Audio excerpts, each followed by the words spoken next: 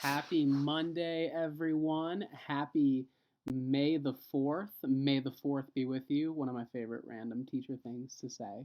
Welcome back. We are going to be starting a new novel study here this week, and I am super excited about this one. This is one that I am super familiar with because this was one of my favorite books when I was in elementary school. The book that we're going to be reading is called Holes by Louis Sacher. And Holes is a very interesting story. It's an amazing plot.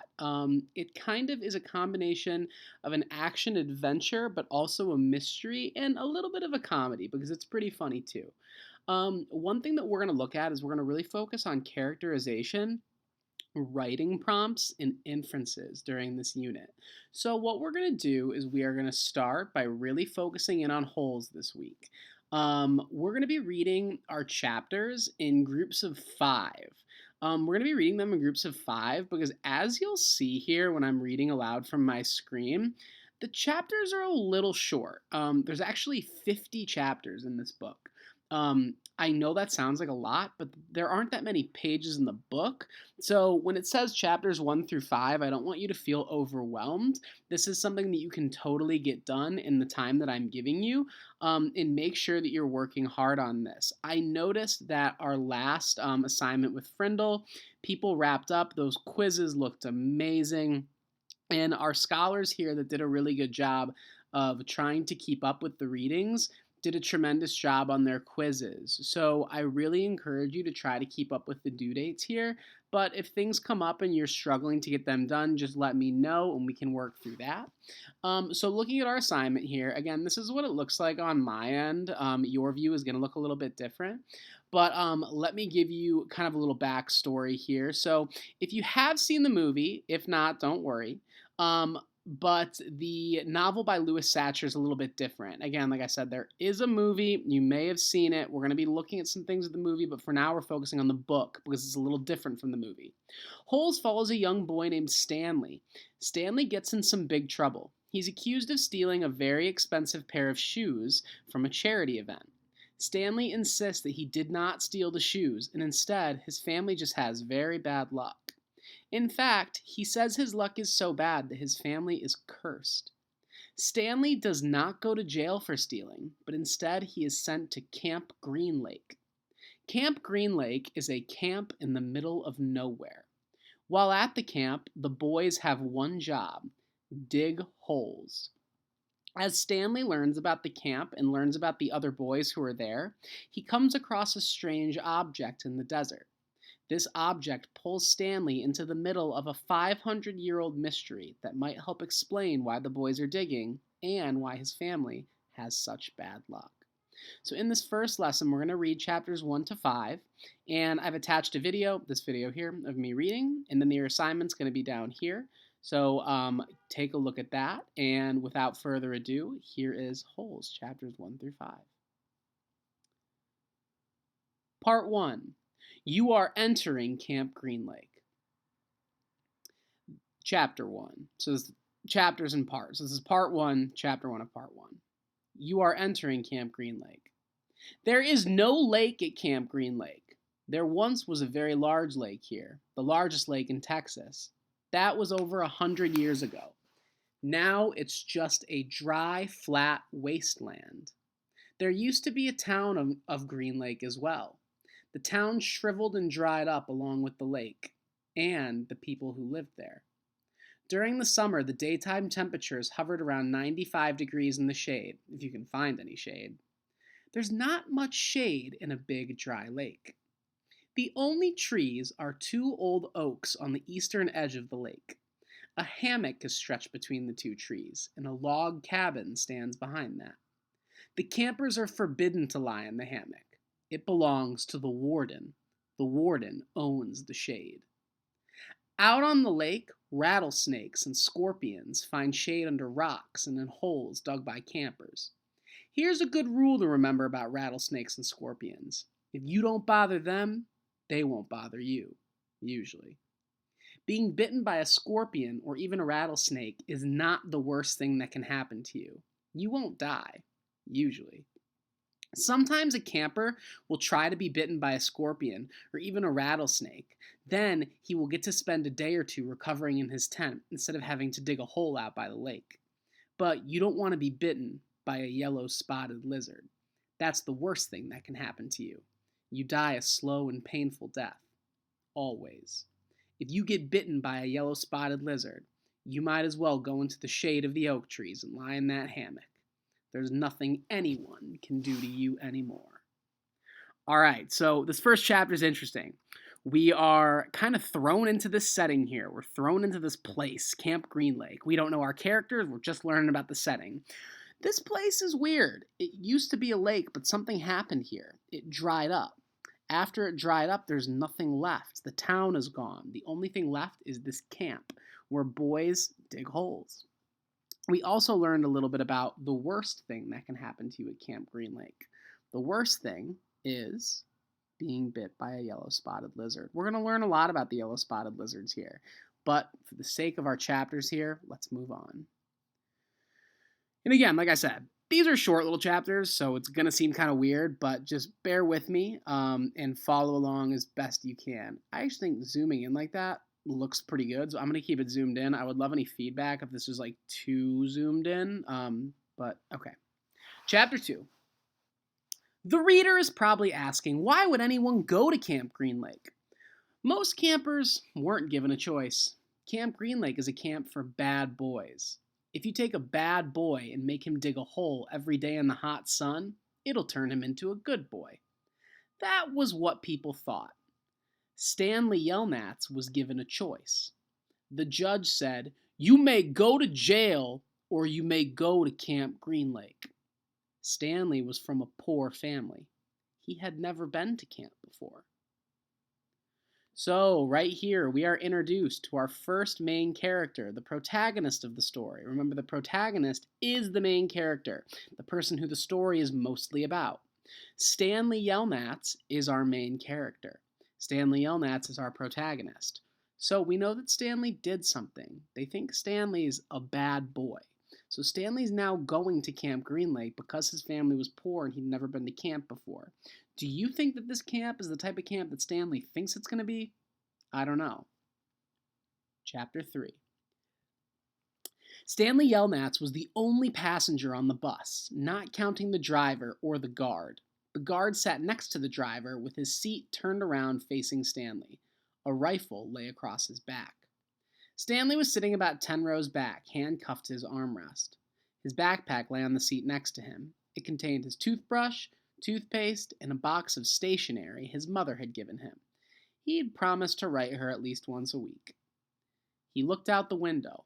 Although there wasn't much to see, mostly fields of hay and cotton. He was on a long bus ride to nowhere. The bus wasn't air-conditioned, and the hot, heavy air was almost as stifling as the handcuffs.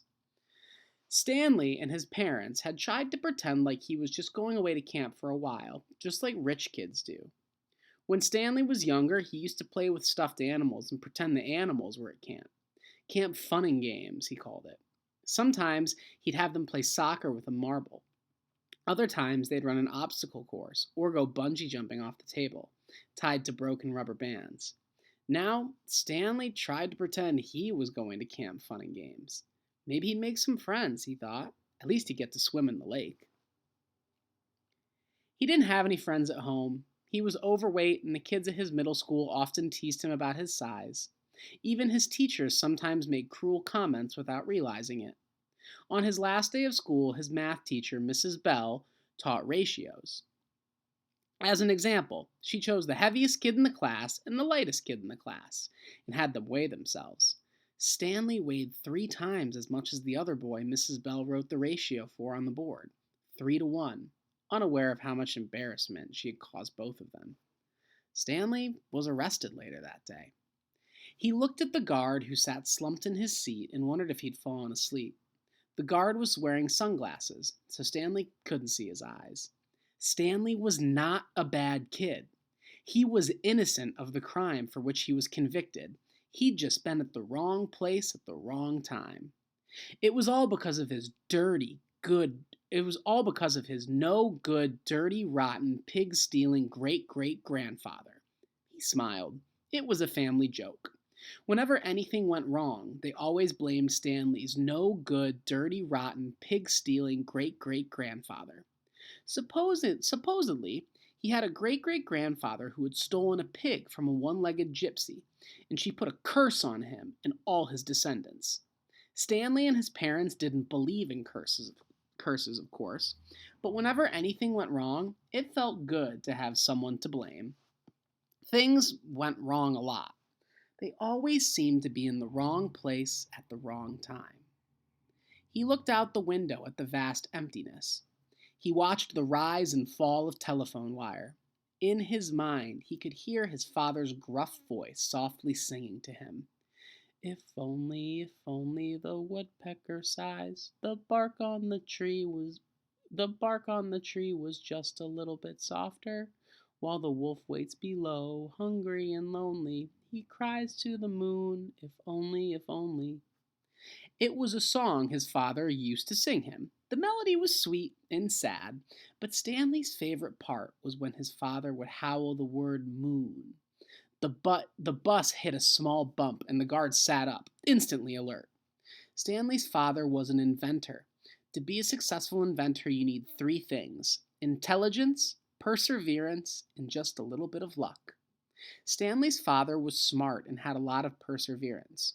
Once he started a project, he would work on it for years, often going days without sleep. He just never had any luck. Every time an experiment failed, Stanley could hear him cursing his dirty, rotten, pig stealing great great grandfather. Stanley's father was also named Stanley Yelnats. Stanley's father's full name was Stanley Yelnats III. Our Stanley in the story is Stanley Yelnats IV. Everyone in his family had always liked the fact that Stanley Yelnats was spelled the same way frontward and backward, so they just kept naming their son Stanley. Stanley was an only child, as was every other Stanley Yelnats before him. All of them had something else in common. Despite their awful luck, they always remained hopeful. Stanley's father liked to say, "I learn from failure." But perhaps that was the part of the curse as well. If Stanley and his father weren't always hopeful, then it wouldn't hurt so much every time their hopes were crushed. Not every Stanley Yelnats has been a failure, Stanley's mother often pointed out. Whenever Stanley and his father became so discouraged that they actually started to believe in the curse. The first Stanley Yelnats, Stanley's great-grandfather, had made a fortune in the stock market. He couldn't have been too unlucky. At such times, she neglected to mention the bad luck that befell the first Stanley Yelnats. He lost his entire fortune when he was moving from New York to California. His stagecoach was robbed by the outlaw, Kissin' Kate Barlow. If it weren't for that, Stanley's family would now be living in a mansion on a beach in California. But instead, they were crammed in a tiny apartment that smelled like burning rubber and foot odor. If only, if only. The apartment smelled the way it did because Stanley's father was trying to invent a way to recycle old sneakers. The first person who finds a use for old sneakers, he said, will be a very rich man. It was this latest project that led to Stanley's arrest. The bus became increasingly bumpy because the road was no longer paved. Actually, Stanley had been impressed when he found out that his great-grandfather was robbed by Kissin' Kate Barlow. True, he would have preferred living on a beach in California, but it was kind of cool to have someone in your family robbed by a famous outlaw. Kate Barlow didn't actually kiss Stanley's great-grandfather. That would have been really cool, but she only kissed the men that she killed. Instead, she robbed him and left him stranded in the desert. He was lucky to have survived, Stanley's mother was quick to point out. The bus was slowing down. The guard grunted as he stretched his arms. "Welcome to Camp Green Lake," said the driver. Stanley looked out his dirty window. He couldn't see a lake, and hardly anything was green. All right, so in this chapter, a chapter that I really, really enjoy, I really want us to focus on the fact that there's stuff going on in the present, and there's stuff also going on in the past. So we can tell that the stuff that's going on in the present is the fact that Stanley is on his way to camp. He is on a bus on his way to Camp Green Lake. But when we look at what's going on in the past, we see that something happened to Stanley the day after school where he was arrested. We don't know exactly what happened, but we know it had something to do with shoes. So, that's something we want to keep in mind as the story goes forward. Something happened with shoes that resulted in Stanley getting arrested. I also really like the fact that Louis Sacher uses this kind of storytelling where he's jumping between the present and the past. So we know that things are going on in the past, but we know that, we know that things were going on in the present, but he's also jumping between that song that they used to sing and some other memories that Stanley has. So let's press onward into Chapter 4. Chapter 4. Stanley felt somewhat dazed as the guards unlocked his handcuffs and led him off the bus. He'd been on the bus for over 8 hours. "Be careful," the bus driver said to Stanley as he walked down the steps. Stanley wasn't sure if the bus driver meant for him to be careful going down the steps, or if he was telling him to be careful at Camp Green Lake. "Thanks for the ride," he said. His mouth was dry and his throat hurt. He stepped onto the hard, dry dirt. There was a band of sweat around his wrist where the handcuffs had been. The land was barren and desolate. He could see a few run-down buildings and some tents. Further away there was a cabin beneath 2 tall trees. Those trees were the only plant life he could see. There weren't even weeds. The guard led Stanley to a small building. A sign on the front said, "You are entering Camp Green Lake, Juvenile Correctional Facility." Next to it was another sign which declared that it was a violation of the Texas Penal Code to bring guns, explosives, weapons, drugs, or alcohol onto the premises. As Stanley read the sign, he couldn't help but think, well, duh. The guard led Stanley into a building where he felt the welcome relief of air conditioning. A man was sitting with his feet up on the desk. He turned his head when Stanley and the guard entered, but otherwise didn't move. Even though he was inside, he wore sunglasses and a cowboy hat. He also held a can of soda, and the sight of it made Stanley even more aware of his own thirst. He waited while the bus guard gave the man some papers to sign. "That's a lot of sunflower seeds," the bus guard said. Stanley noticed a burlap sack filled with sunflower seeds on the floor next to the desk. "I quit smoking last month," said the man in the cowboy hat. He had a tattoo of a rattlesnake on his arm, and as he signed his name, the snake's rattle seemed to wiggle. "I used to smoke a pack a day. Now I eat a sack of these every week." The guard laughed. There must have been a small refrigerator behind his desk, because the man in the cowboy hat produced 2 more cans of soda. For a second, Stanley hoped that one might be for him, but the man gave one to the guard and said the other was for the driver. "9 hours here, 9 hours back," the guard grumbled. "What a day." Stanley thought about the long, miserable bus ride and felt a little sorry for the guard and the driver. The man in the cowboy hat spit sunflower seeds into a waste paper basket. Then he walked around the desk to Stanley. "My name is Mr. Sir," he said. "Whenever you speak to me, you must call me by my name. Is that clear?" Stanley hesitated. Yes, Mr. Sir," he said, though he couldn't imagine that was really his name. "You're not in the Girl Scouts anymore," Mr. Sir said. Stanley had to remove his clothes in front of Mr. Sir, who made sure he wasn't hiding anything. He then was given 2 sets of clothes and a towel. Each set consisted of a long-sleeve orange jumpsuit and an orange t-shirt and yellow socks. Stanley wasn't sure if the socks had been yellow originally. He was also given white sneakers, an orange cap, and a canteen made of heavy plastic, which, unfortunately, was empty. The cap had a piece of cloth sewn on the back of it for neck protection. Stanley got dressed. The clothes still smelled like soap. Mr. Sir told him he should wear one set to work in, and the other set was for relaxation. Sorry, I lost my spot. Laundry was done every 3 days. On that day, his work clothes would be washed, and the other set would become his work clothes, and then he'd get clean clothes to wear while resting. You are to dig 1 hole every day, including Saturdays and Sundays. Each hole must be 5 feet deep, 5 feet across in every direction. Your shovel is your measuring stick. Breakfast is served at 4:30. Stanley must have looked surprised, because Mr. Sir went on explaining that they started early to avoid the hottest part of the day. No one's going to babysit you, he added. The longer it takes you to dig, the longer you'll be out in the sun. If you dig up anything interesting, you are to report it to me or any other counselor. When you finish, the rest of the day is yours. Stanley nodded to show that he understood. This isn't a Girl Scout camp, said Mr. Sir. He checked Stanley's backpack and allowed him to keep it. Then he led Stanley outside into the blazing heat. Take a good look round, Mr. Sir said. What do you see?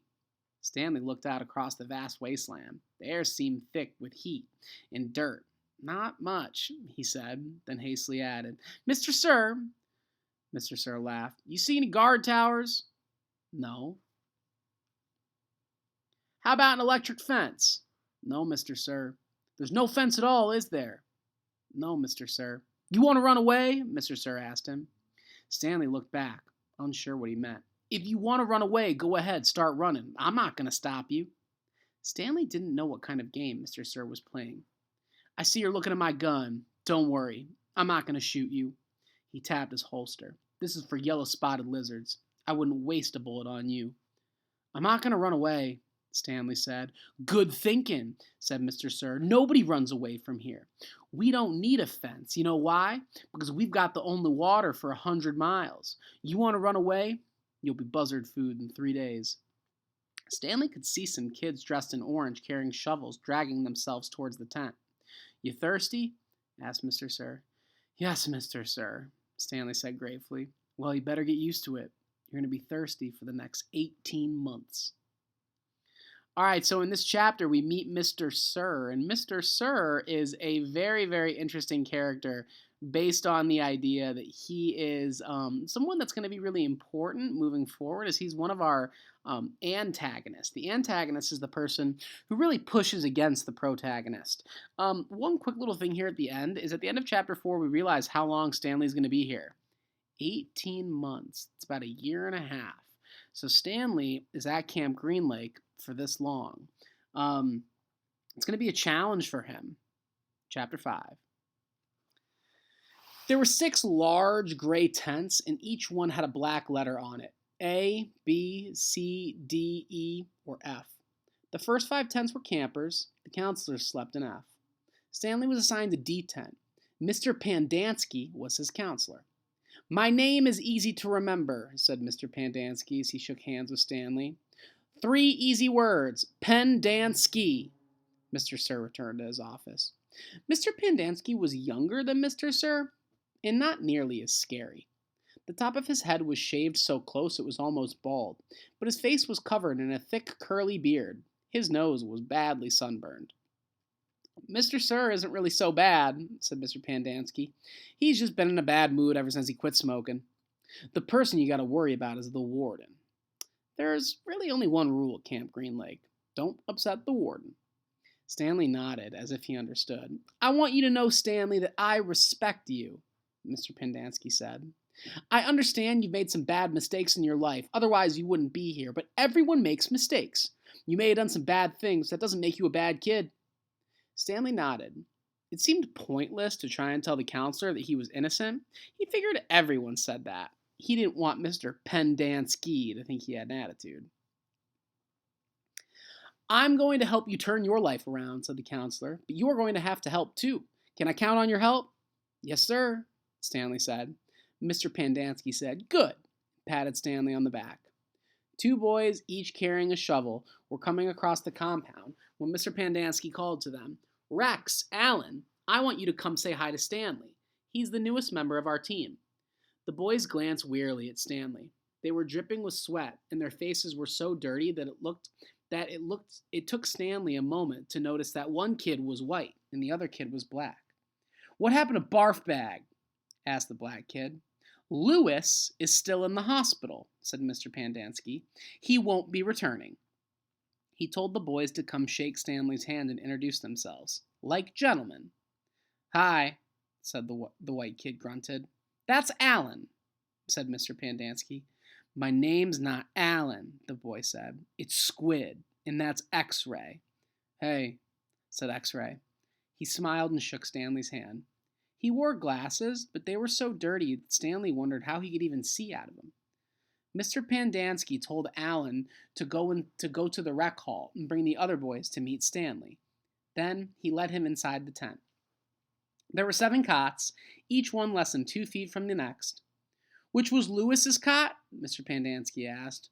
Barf bag slept here, said X-Ray, kicking one of the beds. All right, Stanley, that'll be yours, said Mr. Pandansky. Stanley looked at the cot and nodded. He wasn't particularly thrilled about sleeping in the same cot that had been used by someone named Barf Bag. 7 crates were stacked in 2 piles at one side of the tent. The open end of the crates faced outward.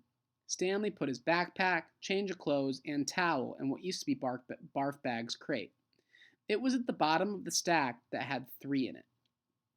Squid returned with 4 other boys. The first 3 were introduced by Mr. Pandansky as Jose, Theodore, and Ricky, but they called themselves Magnet, Armpit, and Zigzag. They all have nicknames, explained Mr. Pandansky. However, I prefer to use the names their parents gave them, the names that society will recognize them by when they return to become useful and hard-working members of society. It ain't just a nickname, X-Ray told Mr. Pandansky. He tapped the rim of his glasses. I can see inside you, Mom. You got a big fat heart. The last boy either didn't have a real name, or else he didn't have a nickname. Both Mr. Pandansky and X-Ray just called him Zero. You know why his name's Zero? Asked Mr. Pandansky. Because there's nothing inside his head. He smiled and playfully shook Zero's shoulder. Zero said nothing. And that's Mom, a boy said. Mr. Pandansky smiled at him. If it makes you feel better to call me Mom, Theodore, go ahead and call me Mom. He turned to Stanley. If you have questions, Theodore will help you. You got that, Theodore? I'm depending on you. Theodore spit a thin line of saliva between his teeth, causing some of the other boys to complain about the need to keep their home sanitary. You were all new here once, said Mr. Pandansky, and all of you know what it feels like. I'm counting on every one of you to help Stanley. Stanley looked at the ground. Mr. Pandansky left the tent, and soon the other boys began to file out as well, taking their towels and changes of clothes with them. Stanley was relieved to be left alone, but he was so thirsty. He felt as if he would die if he didn't get something to drink soon. Hey, Theodore, he said, going after him, do you know where I could refill my canteen? Theodore whirled around and grabbed Stanley by his collar. My name's not Theodore, he said. It's Armpit. He threw Stanley on the ground. Stanley stared up at him, terrified. There's a water spigot on the wall of the shower stall. Thanks, Armpit, said Stanley. As he watched the boy turn and walk away, he couldn't for the life of him figure out why anyone would want to be called Armpit. In a way, it made him feel better about having to sleep on a cot that had been used by someone named Barf Bag. Maybe it was a term of respect. All right, that is the end of chapter 5. So, I really like where we're at in the story. I'm kind of running out of time in my video here, but make sure that you complete your assignment. You're going to click on it right here, and we got some writing prompts, see, think, wonder. I'm going to have you watch the trailer to the movie, and you're going to make some predictions. So yeah, I also have some pictures from the movie to kind of help you kind of put together what some of these characters are like. This is Mr. Pandansky. This is Stanley Elmatz. This is Mr. Sir. And then this is X-Ray with Stanley. So I'm going to keep adding these pictures in. I think it'll be kind of helpful. But yeah, let me know if you have any questions. Looking forward to seeing your work. Bye.